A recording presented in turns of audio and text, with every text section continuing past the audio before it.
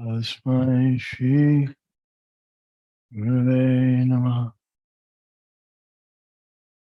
Shri Chaitanya Gopishtam Apitam Namo Anamrupa Ramayam Adhika Antikam Andeyam Ijito Harakamam Iguru Aishnavamscha Shirupam Agraha Agra Adana Chaitanya Dev Radha Krishna Dan Sakana Aita Shibishakamitamsha Hey Krishna Karuna Sindhu Hillabandhu Jagatpate Gopishaka Gopika Kanta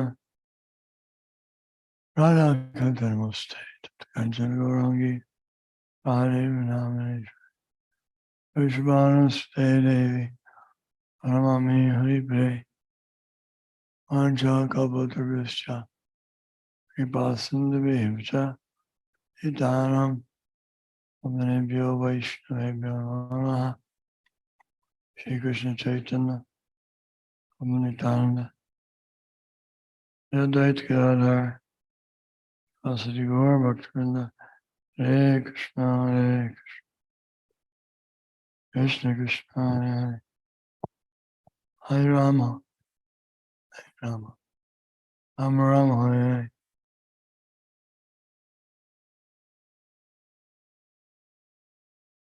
Chapter 13, text 4. 13. Yes. Next one. Text 4. 4.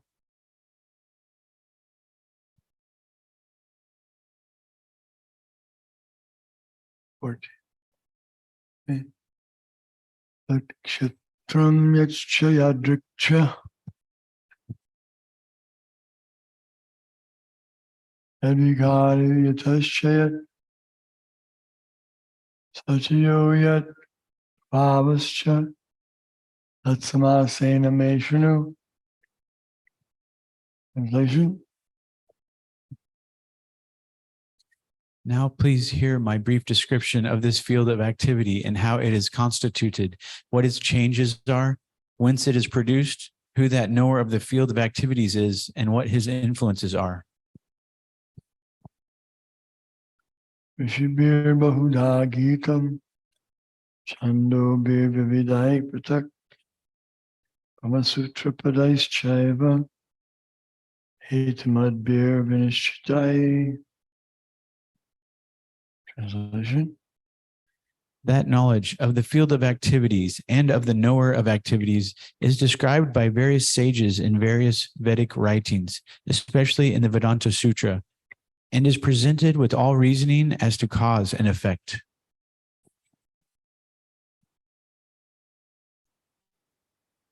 Mahabhutanyahankaro Udhiravyaktamevacha Indriyani Dishayakam Cha Panchachendriya Gochara Ichchadesha Sukhum Dukam Gatas Chaitanaditihi Etat Kshatram Samasena Savikaram Udahridam. Translation. The 5 great elements, false ego, intelligence, the unmanifested, the 10 senses, the mind, the 5 sense objects, desire, hatred, happiness, distress, the aggregate, the life symptoms, and convictions. All these are considered, in summary, to be the field of activities and its interactions. 8 through 12.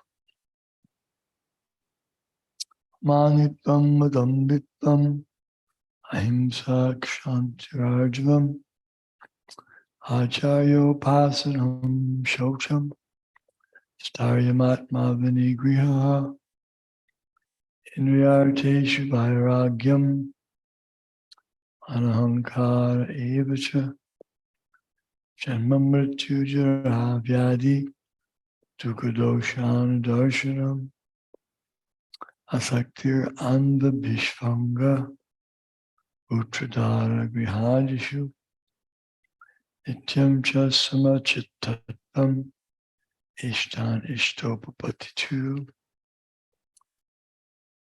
Aichanyana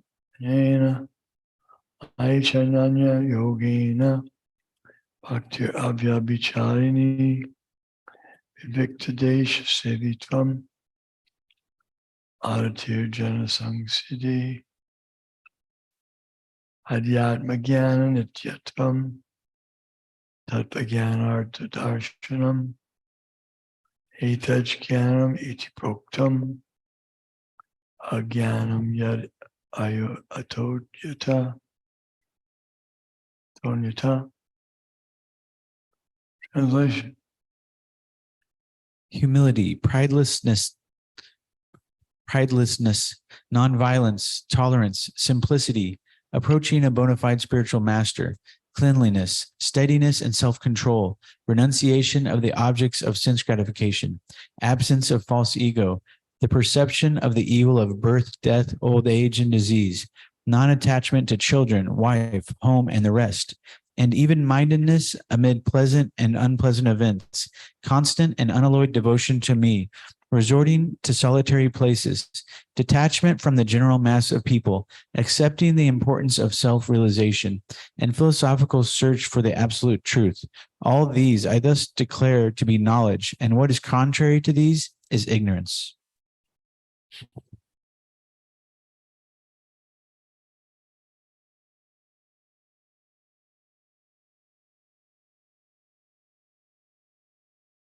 Routine. Yayam yat tat pravakshami yajgadvamritamushnate anadimat param brahma nasatan nasad uchate. Translation. I shall now explain the knowable, knowing which you will taste the eternal. This is beginningless, and it is subordinate to me. It is called Brahman, the spirit, and it lies beyond the cause and effect of this material world. Text 14. Sarvatak paniparam tat sarvatak shikshuromukam sarvatak shrutimaloke sarvam avrajyatishtati. Translation. Everywhere are his hands and legs, his eyes and faces, and he hears everything. In this way, the supersoul exists.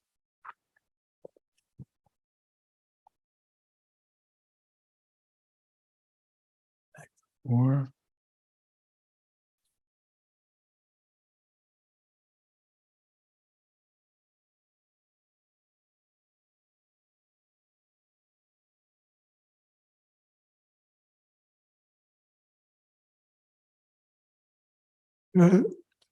translation and purport. Now please hear my brief description of this field of activity and how it is constituted, what its changes are, whence it is produced, who that knower of the field of activities is, and what his influences are. Purport. The Lord is describing the field of activities and the knower of the field of activities in their constitutional positions. One has to know how this body is constituted, the materials of which this body is made, under whose control this body is working, how the changes are taking place, where from the changes are coming, what the causes are, what the reasons are, what the ultimate goal of the individual is, and what the actual form of the individual's soul is. One should also know the distinction between the individual living soul and the supersoul, the different influences, their potentials, etc. One just has to understand this Bhagavad Gita directly from the description given by the Supreme Personality of Godhead, and all this will be clarified. But one should be careful not to consider the Supreme Personality of Godhead in every body and individual soul to be the jiva. This is something like equalizing the potent and the impotent. Questions about that?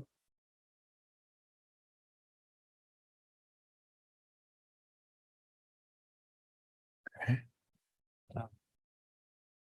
The question, how the changes are taking place and where from the changes are coming. I guess there's change constantly happening in the material world, and people are just kind of trying to hold on for dear life sometimes, but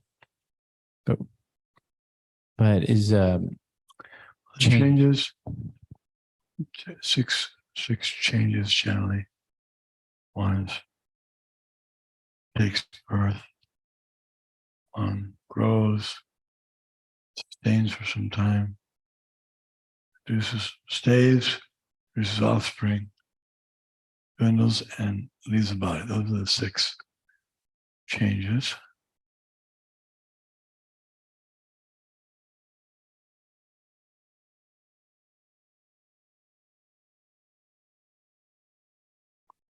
Okay, next text and purport. that knowledge of the field of activities and of the knower of activities is described by various sages in various Vedic writings, especially in the Vedanta Sutra, and is presented with all reasoning as to cause and effect. Purport. The Supreme Personality of Godhead, Krishna, is the highest authority in explaining this knowledge.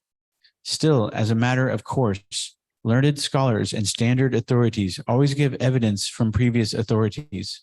Krishna is explaining this most controversial point regarding the duality and non-duality of the soul and the supersoul by referring to scriptures, the Vedanta, which are accepted as authority.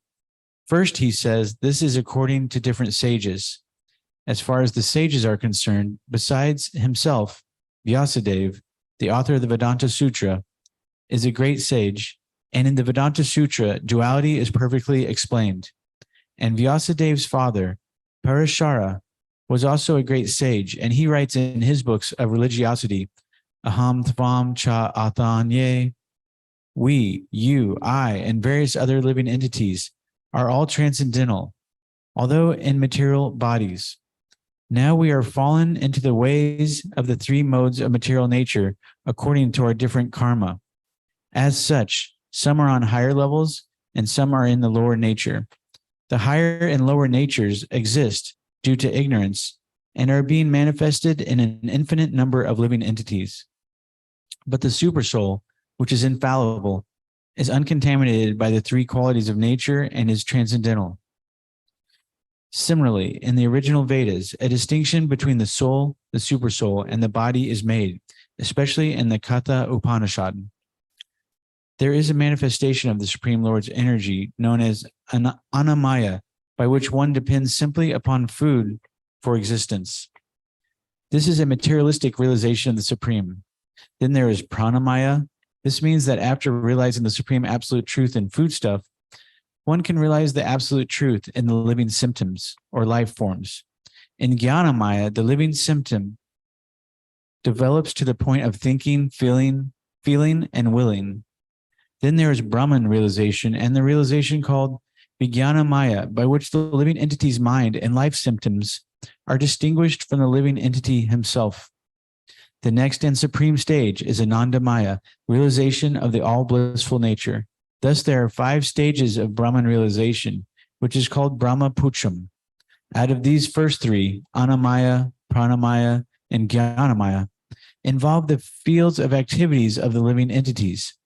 Transcendental to all these fields of activities is the Supreme Lord, who is called Anandamaya. In the Vedanta Sutra, also the Supreme is called Anandamayo Vyasat.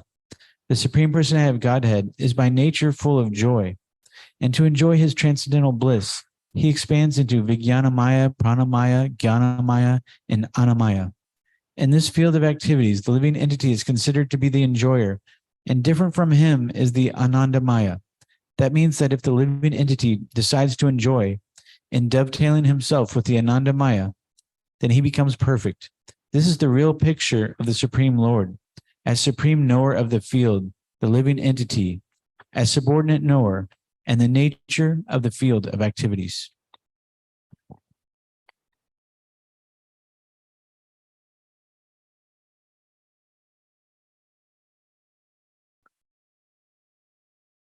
Question? Are these these are called the five koshas?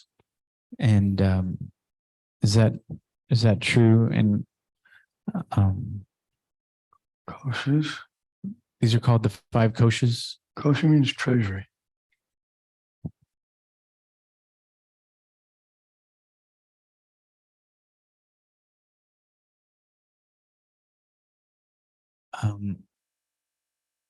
So how does one rise above the first three?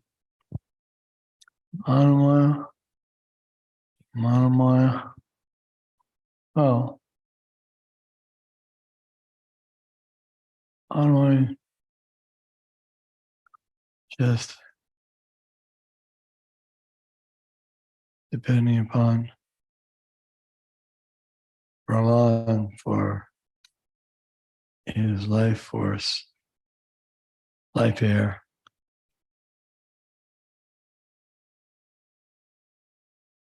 And Manamaya. Manamaya is, he separates himself. He thinks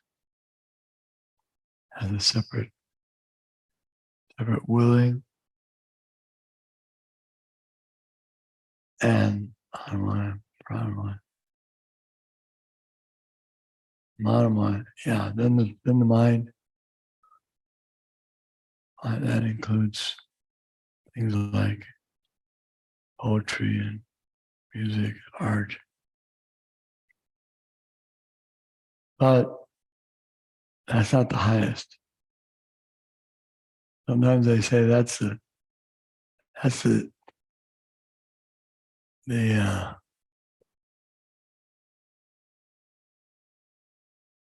differentiation between a living being that has soul and a living being that doesn't have spirit. They say the difference is if you can appreciate music and poetry, philosophy, then he has a soul, spirit. But that's not the distinction made in the Vedic culture. Vedic culture is that if he has life, that's the primary distinction between matter and spirit.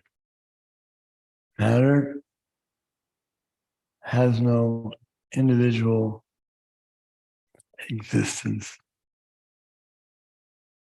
as a volition, an entity with volition. Whereas all the souls do. Even if he's in the body of a germ, he's considered a spirit. Not considered, he is. He is the spirit soul inside the body. The body may be small or large, but he's very small. Soul, 1/10,000th size of the tip of the hair.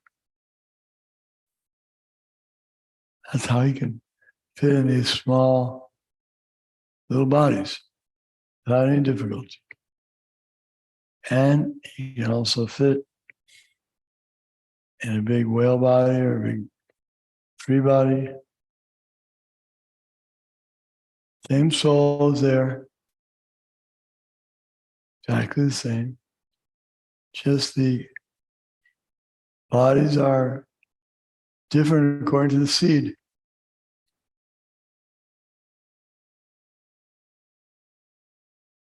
have some seeds that grow on the earth, some that grow in eggs, some in perspiration, and some embryos, but the spirit is the same. Living force is the same. The world is in ignorance, doesn't understand the difference between a living being and a dead being. That shows how backward the educational system is. They shouldn't be proud of their education system. They should be quite embarrassed that they don't even know the first thing. As Krishna explains in Bhagavad Gita, where the soul, one takes birth, he grows, changes from boyhood to youth to old age. Soul passes into another body at death. Self-realized soul is not bewildered by such change. This means that most people are bewildered, therefore they're not really on the level of humans, subhuman category, because they haven't made it an important study to understand what's the difference between matter and spirit. They think it's not important. Doesn't matter.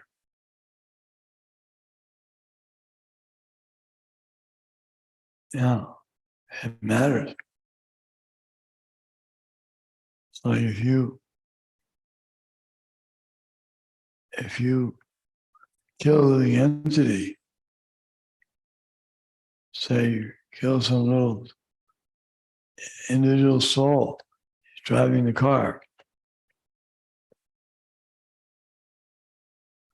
So you could even make the case that the soul is very small, so not a big penalty. No. The idea is he has his rights. He has his father buying him body and all the ingredients, all the different elements, and no one has the right to take that privilege away from him without sanction of the Supreme Lord. And if he does so without sanction, then he's penalized by the laws of material nature. He has to go down lower species and suffer in those types of situations which are not pleasant, undesirable. Okay? Yeah. Where Vyasa is, where Parashurama is defining in his book, Aham Tvam Cha Ananye, we, you, I, and various other living entities are all transcendental, although in material bodies. Would this make the spirit souls and the material nature at odds simply because they don't understand transcendental knowledge?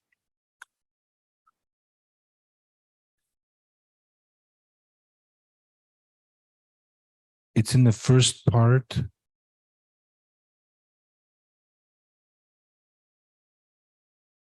First paragraph, about middle way or 2/3 way down, is describing how Vedanta Sutra is written by Vyasadeva, and then Parashuram also defines religiosity. Now we are following ways of the three modes of material nature, going to our different karma.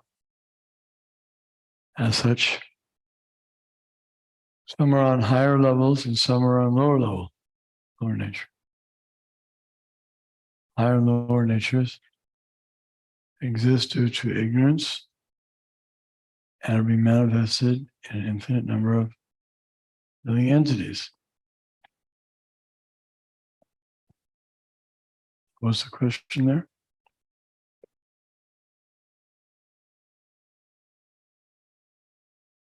Are the transcendental souls and the material nature always at odds?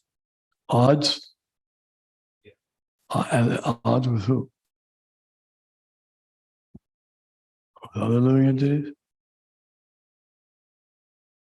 Hhdgm. One living entity is food for another. That's nature's law. As long as one is in this material nature, going through birth, death, old age, and disease, different species of life transmigrating, then he'll be, sometimes his body will be food for some other creatures and like that. But he doesn't take more than he requires.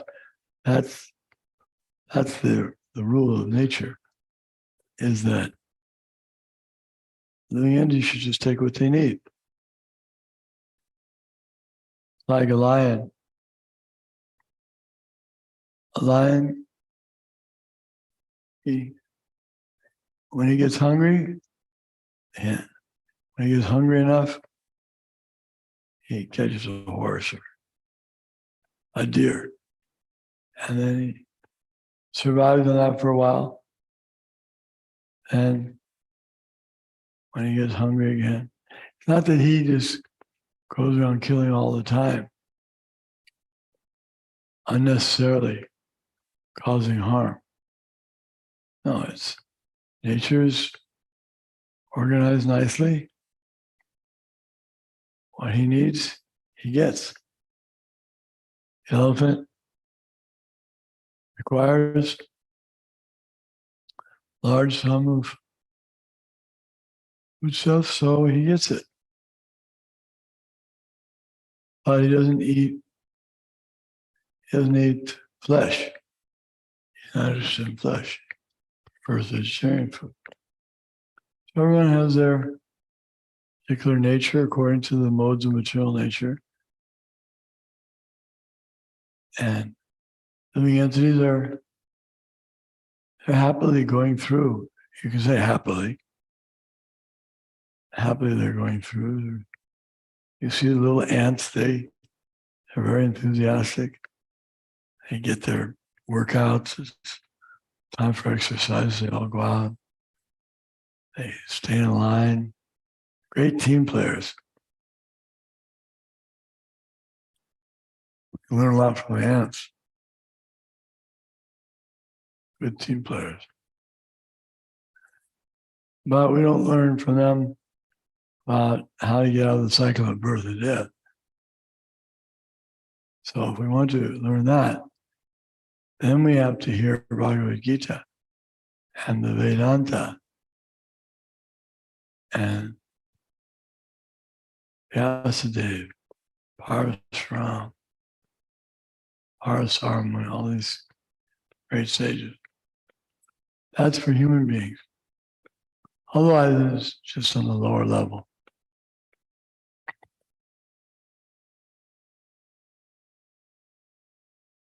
Yeah, question?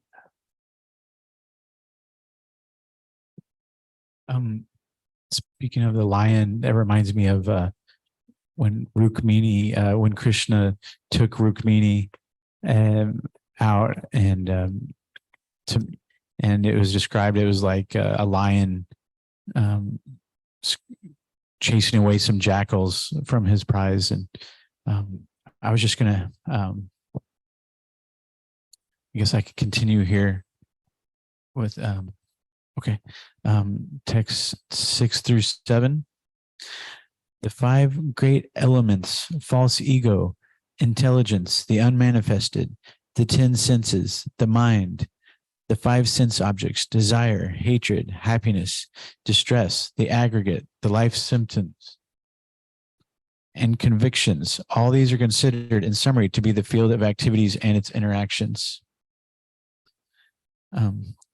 Jagannath Prabhu, would you like to read the purport?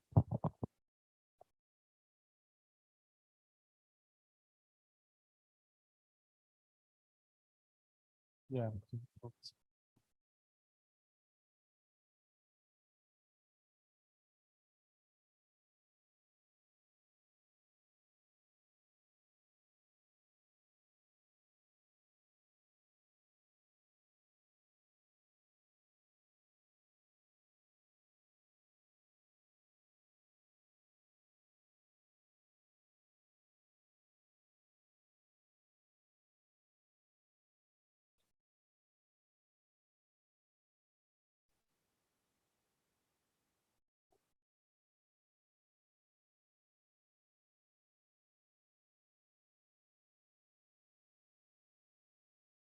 Thank you, Prabhu. Jivadai Prabhu Ki Jai. So we can continue. All right.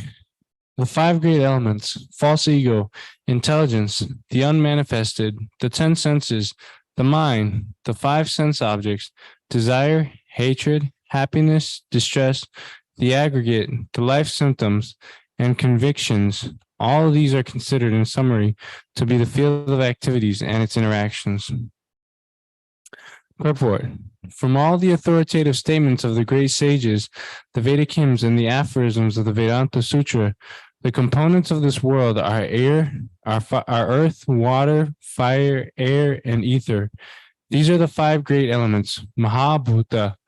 Then there are false ego, intelligence, and the unmanifest stage of the three modes of material nature. Then there are five senses for acquiring knowledge: the eyes, ears, nose, tongue, and touch. Then five working senses: voice, legs, hands, the anus, and the genitals. Then, above the senses, there is the mind, which is within and which can be called the sense within. Therefore, including the mind, there are 11 senses altogether. Then there are the five objects of the senses: smell, taste, warmth, touch, and sound. Now the aggregate of these 24 elements is called the field of activity.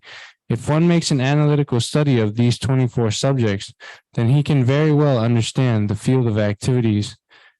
Then there is desire, hatred, pleasure, and pain, which are interactions, representations of the five great elements in the gross body.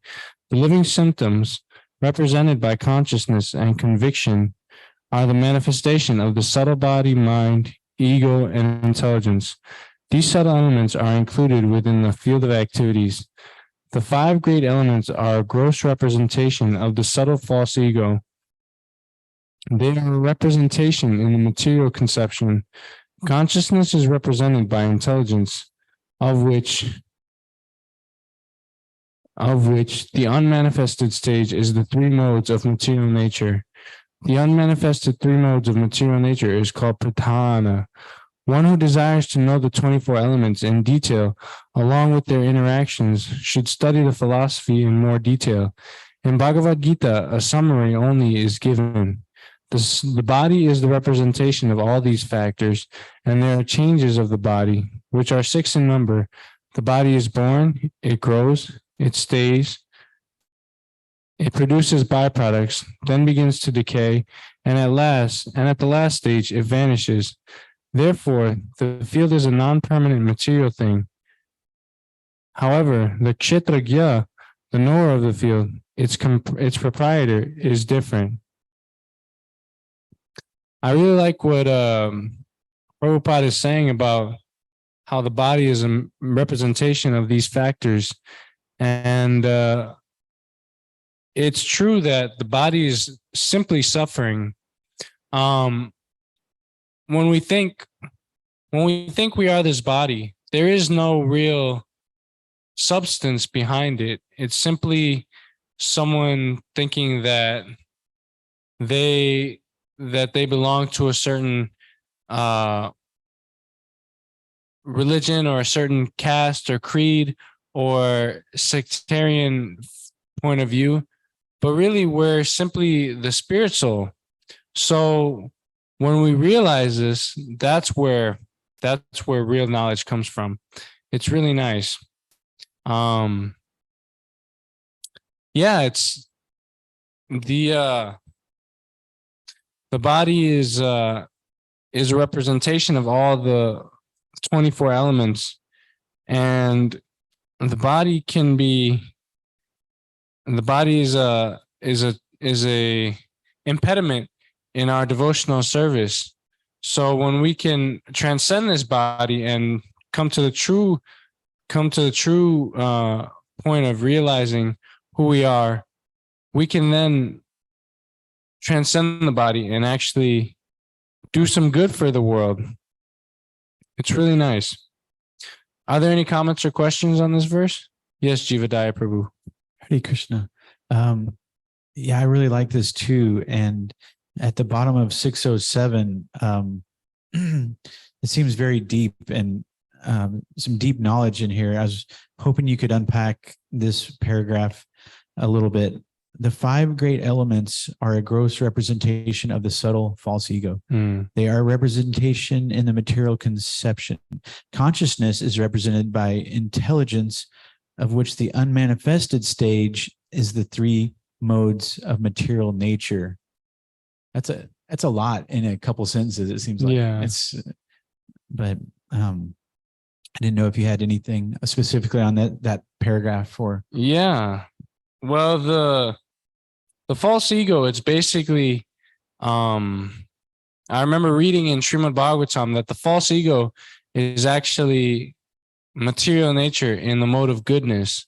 So but that's the real ego. But no, wait, was it false ego or real ego? I can't remember. But basically, everything comes into the false ego because everything is manifest as the false ego because, yeah, actually, I don't know. Sorry. So go ahead. And do you know where in the Srimad Bhagavatam roughly that was? I think it's in the 2nd canto or the 3rd canto, one of those 2. Consciousness is represented by intelligence, of which the unmanifested stage is the 3 modes of material nature. So is he saying consciousness does that mean he's speaking of consciousness or intelligence when he talks about the unmanifested stage is the 3 modes of material nature? Or maybe both. Consciousness. It says consciousness is represented by intelligence, of which the unmanifested stage is the 3 modes of material nature. The unmanifested stage of intelligence, or the unmanifested stage of consciousness, or is it getting that's a little too detailed? Oh yeah. So yeah. So it's saying that intelligence is the unmanifested stage of the 3 modes of material nature. So consciousness is represented by intelligence, and then it says of which the unmanifested stage is the 3 modes of material nature. So it's so the intelligence it's saying is the unmanifested stage is so the intelligence is the unmanifested stage of the 3 modes of material nature. So yeah. Okay. Text 8 through 12.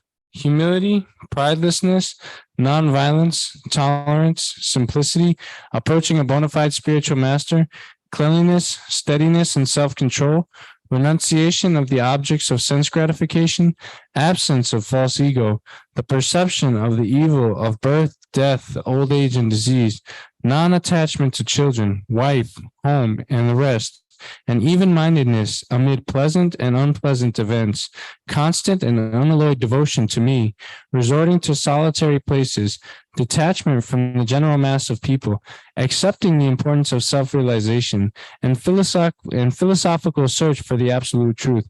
All these I thus declare to be knowledge, and what is contrary to these is ignorance. Purport. This process of knowledge is sometimes misunderstood by less intelligent men as being the interaction of the field of activity. But, wait, let me read that again. This process of knowledge is sometimes misunderstood by less intelligent men as being the interaction of the field of activity. Okay? But actually, this is the real process of knowledge. If one accepts the process, then the possibility of approaching the absolute truth exists. This is not the interaction of the tenfold elements as described before. This is actually the means to get out of it. Of all the descriptions of the process of knowledge, the most important point is described in the first line of the 10th verse. The process of knowledge terminates in unalloyed devotional service to the Lord. So, if one does not approach or is not able to approach the transcendental service of the Lord, then the other 19 items are of no particular value. But if one takes to devotional service in full Krishna consciousness, the other 19 items service automatically develop within him. The principle of accepting a spiritual master, as mentioned in the 7th verse, is essential. Even for one who takes to devotional service, it is most important. Transcendental life begins when one accepts a bona fide spiritual master. The Supreme Personality of Godhead, Sri Krishna, clearly states here that this process of knowledge is the actual path. Anything speculated beyond this is nonsense. As for the knowledge outlined here, the items may be analyzed as follows. Humility means that one should not be anxious to have the satisfaction of being honored by others. The material conception of life makes us very eager to receive honor from others. But from the point of view of a man in perfect knowledge, who knows that he is not this body, anything, honor or dishonor pertaining to this body is useless. One should not be hankering after this material deception. People are very anxious to be famous for their religion, and consequently sometimes it is found that without understanding the principles of religion, one enters into some group which is not actually following religious principles, and then one wants to advertise himself as a religious mentor. As for actual advancement in spiritual science, one should have a test to see how far he is progressing. He can judge by these items. Non-violence is generally taken to mean not killing or destroying the body, but actually non-violence means not to put others into distress. People in general are trapped by ignorance in the material concept of life, and they perpetually suffer material pains. So, unless one elevates people to spiritual knowledge, one is practicing violence. One should try his best to distribute real knowledge to the people, so that they may become enlightened and leave this material entanglement. That is nonviolence. Tolerance means that one should be practiced to bear insult and dishonor from others. If one is engaged in the advancement of spiritual knowledge, there will be so many insults and much dishonor from others. This is expected because material nature is so constituted. Even a boy like Prahlad, who only 5 years old was engaged in the cultivation of spiritual knowledge, was endangered when his father became antagonistic to his devotion. The father tried to kill him in so many ways, but Prahlad tolerated him. So, for making advancement in spiritual knowledge, there may be many impediments, but we should be tolerant and continue our progress with determination. Simplicity means that without diplomacy, one should be so straightforward that he can disclose the real truth, even to an enemy. As for acceptance of the spiritual master, that is essential. because without the instruction of a bona fide spiritual master, one cannot make progress in the spiritual science. One should approach the spiritual master with all humility and offer him all services so that he will be pleased to bestow his blessings upon the disciple. Because a bona fide spiritual master is a representative of Krishna, if he bestows any blessing upon his disciple, that will make the disciple immediately advance without the disciples following the regulated principles, or the regulated principles will be easier for one who has served the spiritual master without reservation. Cleanliness is essential for making advancement in spiritual life. There are two kinds of cleanliness, external and internal. External cleanliness means taking a bath, but for internal cleanliness, one has to think of Krishna always and chant Hare Krishna, Krishna Krishna, Hare Hare, Hare Rama, Rama Rama, Hare Hare. This process cleans the accumulated dust of past karma from the mind. Steadiness means that one should be very determined to make progress in spiritual life. Without such determination, one cannot make tangible progress, and self-control means that one should not accept anything which is detrimental to the path of spiritual progress. One should become accustomed to this and reject anything which is against the path of spiritual progress. This is real renunciation. The senses are so strong that they are always anxious to have sense gratification.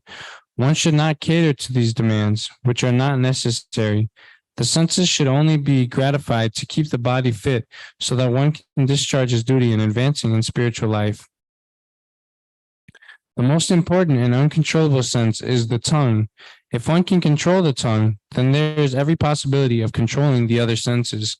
The function of the tongue is to taste and to vibrate. Therefore, by systematic regulation, the tongue should always be engaged in tasting the remnants of foodstuff offered to Krishna and chanting Hare Krishna. As far as the eyes are concerned, they should not be allowed to see anything but the beautiful form of Krishna. That will control the eyes.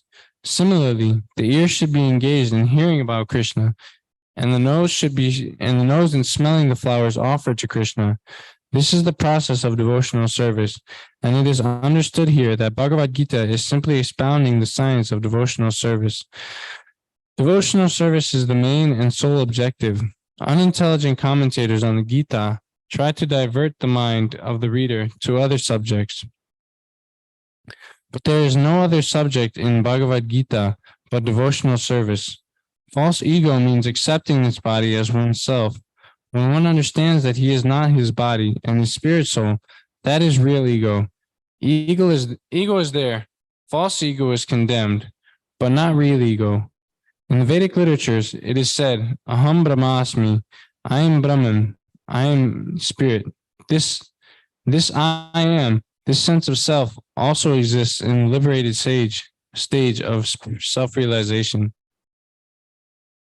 The sense of I am is ego, but when the sense of I am is applied to this false body, it is false ego. When the sense of self is applied to reality, that is real ego. There are some philosophers who say we should give up our ego, but we cannot give up our ego because ego means identity. We ought, of course, to give up the false identification with the body. One should try to understand the distress of accepting birth, death, old age, and disease. There are descriptions in various Vedic literatures of birth. In the Srimad Bhagavatam, the world of the unborn, the child staying in the womb of the mother, its suffering, etc., are all very graphically described. It should be thoroughly understood that birth is distressful.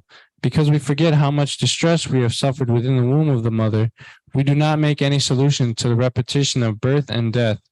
Similarly, at the time of death, there are all kinds of sufferings, and they are also mentioned in the authoritative scriptures. These should be discussed, and as far as disease and old age are concerned, everyone gets practical experience. No one wants to be diseased, and no one wants to become old, but there is no avoiding these. Unless we have a pessimistic view of this material life, considering the distresses of birth, death, old age, and disease, there is no impetus for our making advancement in spiritual life. As for detachment from children, wife, and home, it is not meant that one should have no feeling for these.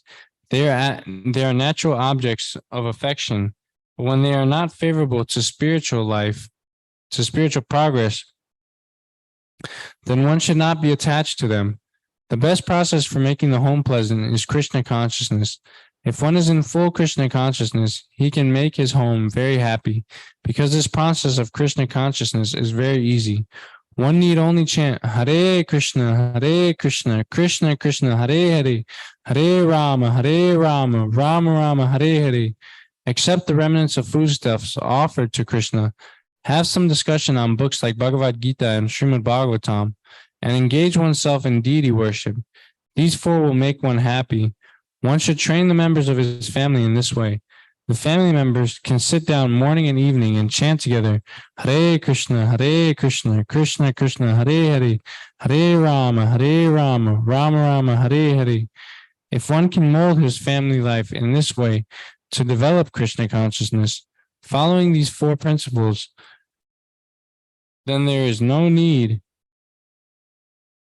then there is no need to change from family life to renounced life. But if it is not congenial, not favorable for spiritual advancement, then family life should be abandoned. One must sacrifice everything to realize or serve Krishna, just as Arjuna did. Arjuna did not want to kill his family members, but when he understood that these family members were impediments to his Krishna realization, he accepted the instruction of Krishna and fought and killed them. In all cases, one should be detached from the happiness and distress of family life, because in this world, one can never be fully happy or fully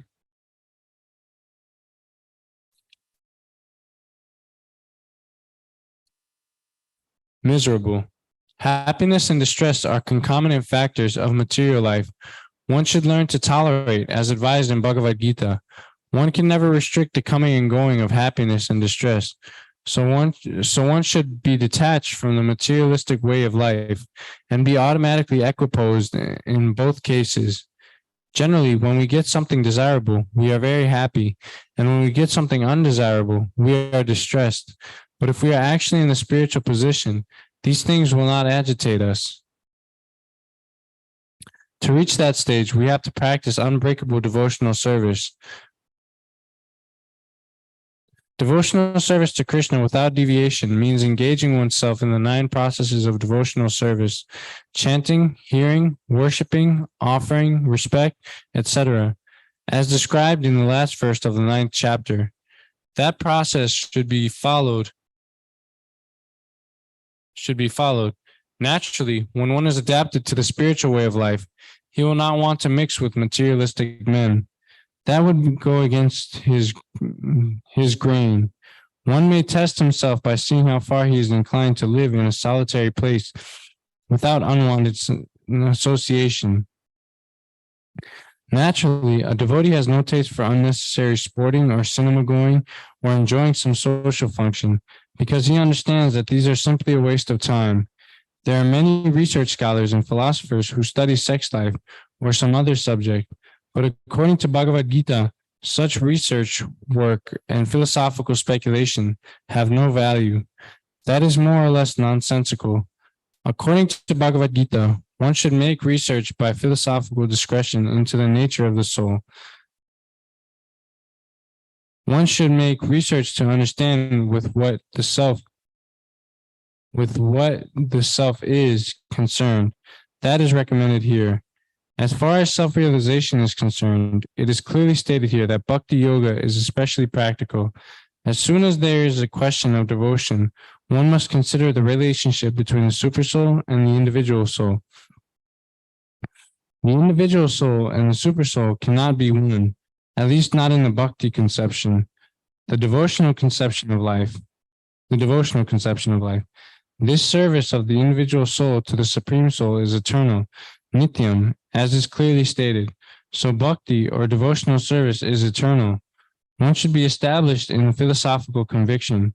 Otherwise, it is only a waste of time, ignorance.